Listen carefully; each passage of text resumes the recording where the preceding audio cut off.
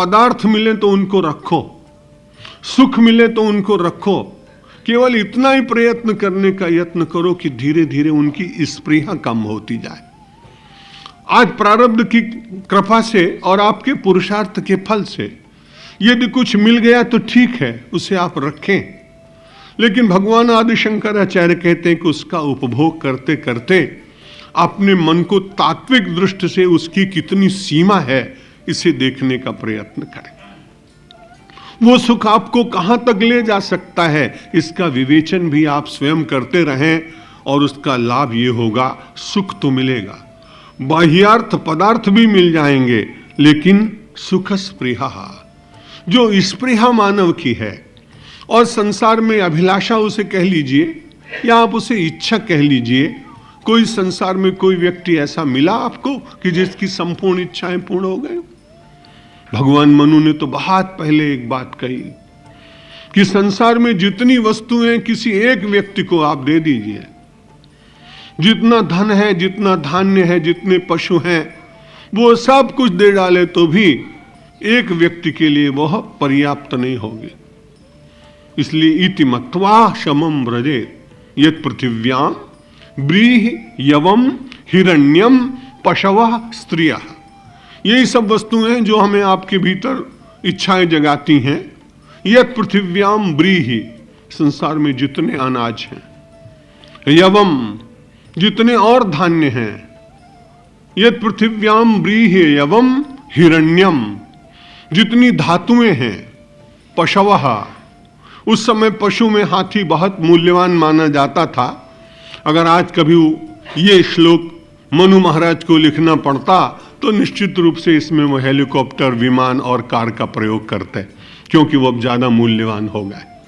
यत् पृथिव्याम व्रीहि एवं हिरण्यम पशवः स्त्रियः, और संसार के जितने रूप वो किसी एक ही व्यक्ति को दे दी जाएं, एकस्यापि न पर्याप्तम। और फिर उस व्यक्ति से आप पूछिए क्यों, अब आपकी स्पृहा समाप्त हो गई, अब आप संतुष्ट हो गए, आपकी अब कोई इच्छा नहीं, लेकिन वो कहेगा ठीक है, थोड़ी सी बाकी है, थोड़ी सी, ये तो हम सबको नचा रही है। भगवान आदि शंकराचार्य कहते पदार्थ रखिए, लेकिन स्पृहा का नियमन करने का प्रयत्न करिए, और ये मिलेगा नहीं जल्दी, ये भाव बहुत कठिनाई से मिलेगा। इसलिए इस भाव को प्राप्त करने के लिए, इस उच्च विचार को प्राप्त करने के लिए करना क्या चाहिए? संतम महांतम समुपेत्य देशिकम, किसी श्रेष्ठ महापुरुष के पास जाइए, संत के पास जाइए।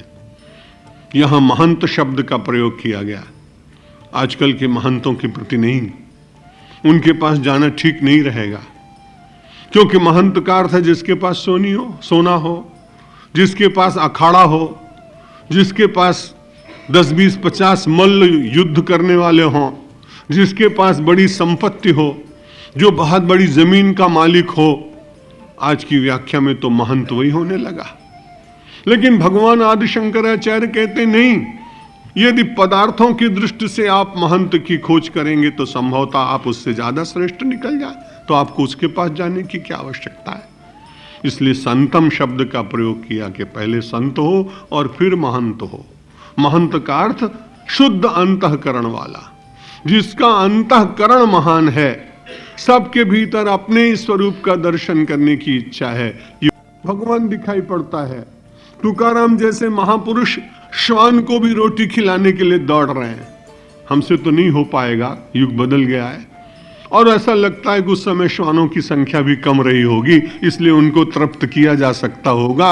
अब तो केवल श्वान ही श्वान नहीं रहे, राजनीति में न मालूम कितने श्वान प्रकट हो गए कि जिनका कभी पेट भरा ही नहीं जा सकता, जिनको आप बांट ही नहीं सकते, दे ही नहीं सकते। लेकिन संत तुकाराम जैसे कभी इतिहास में महापुरुष आते और जो अपने सामने आए हुए श्वान को दौड़ कर कहते हैं, मेरी रोटी अभी बिना घी की चुपड़ी रह गई, अभी मैंने ठाकुर को भोग नहीं लगाया, एक बार भोग लगाने दो, एक बार रोटी को चुपड़ने दो, उसके बाद हे श्वान नारायण मैं तुम्हें बड़े प्रेम से खिलाऊंगा।